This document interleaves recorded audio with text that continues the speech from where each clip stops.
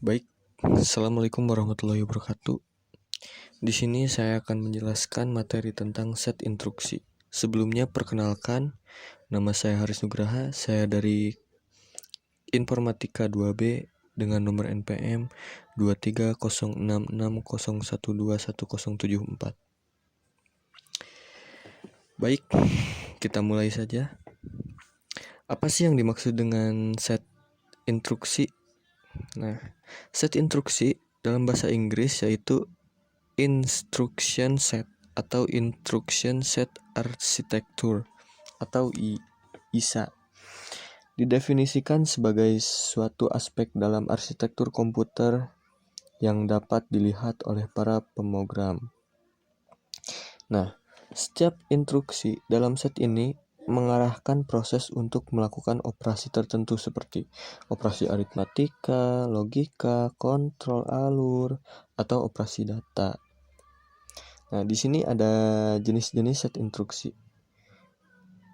Yang pertama, instruksi aritmatika. Instruksi aritmatika adalah perintah dalam CPU yang digunakan untuk melakukan proses matematika dasar seperti penjumlahan, pengurangan, perkalian, dan pembagian.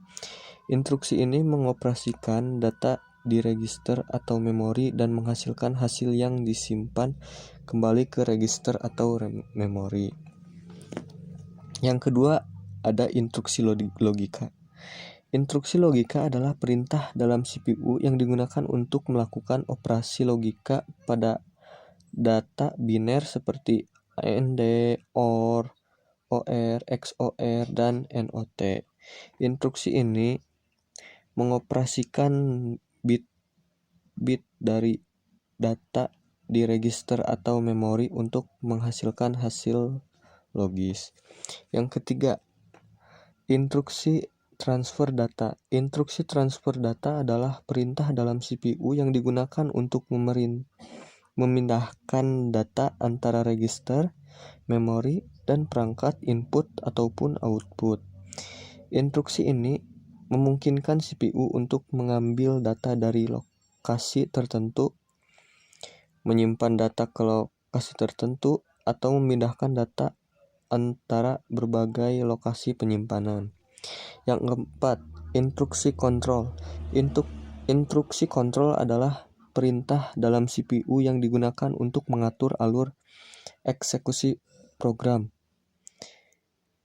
Instruksi kontrol memungkinkan CPU untuk melakukan pemilihan kondisional, perulangan, dan pemanggilan fungsi. Nah, selanjutnya di sini ada kategori set instruksi.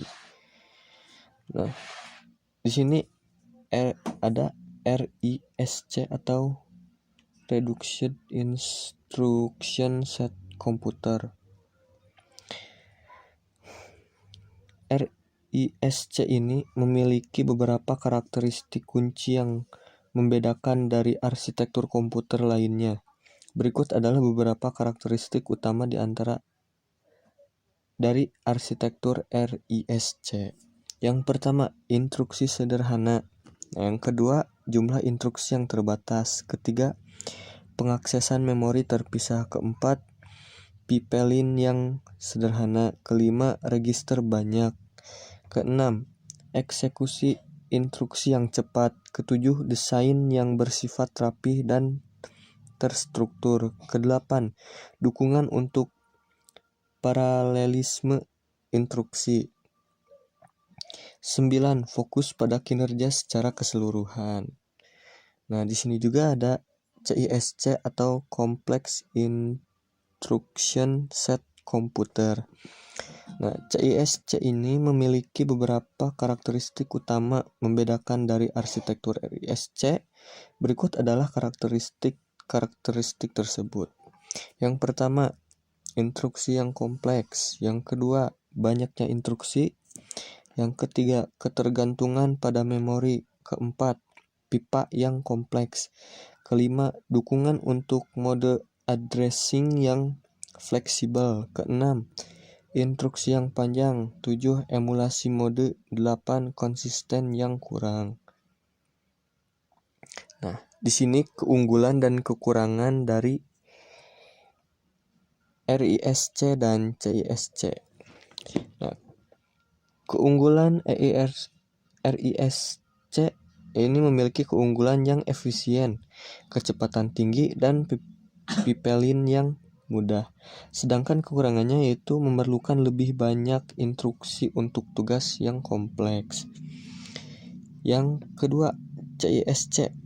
CISC memiliki keunggulan instruksi yang kompleks yang lebih sedikit, kompatibilitas lebih baik, sedangkan kekurangannya yaitu pipelin lebih rumit dan konsumsi daya lebih tinggi. Nah, di sini ada salah satu contoh studi kasus yang mungkin tidak terlalu rumit, yaitu peningkatan efisien proses pembayaran di toko retail dengan set instruksi. Nah, misalnya supermarket mengalami masalah antrian panjang, kesalahan transaksi, dan kebingungan pelanggan saat pembayaran di kasir. Nah, kita mencari solusi yang kita cari yaitu penggunaan set instruksi harus jelas dalam membantu operator kasir dan memudahkan pengalaman pembayaran pelanggan. Dari implementasi,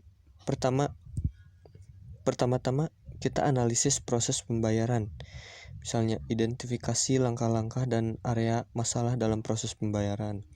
Nah, selanjutnya langkah kedua, pengembangan set instruksi. Kita harus mengembangkan set instruksi seperti rancangan set instruksi terperinci dengan petunjuk visual. Ketiga, diharuskan adanya pelatihan operator. Berikan pelatihan intensif dan praktis kepada operator kasir. Dan yang terakhir, implementasi dan evaluasi. Terapkan set instruksi baru dan lakukan evaluasi reguler.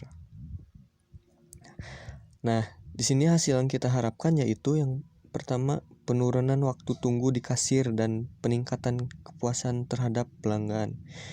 Terus adanya penurunan kesalahan transaksi dan kebingungan pelanggan. Terakhir, peningkatan efisien proses pembayaran dan kinerja operasional toko. Nah, dengan set instruksi yang baik, supermarket dapat meninggalkan efisien proses pembayaran dan kepuasan pelanggan secara keseluruhan. Baik, segitu saja penjelasan dari saya.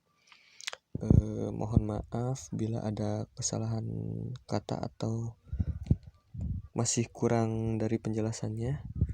Wabillahi taufiq wal hidayah. Wassalamualaikum warahmatullahi wabarakatuh. Sekian dan terima kasih. Subscribe to my channel.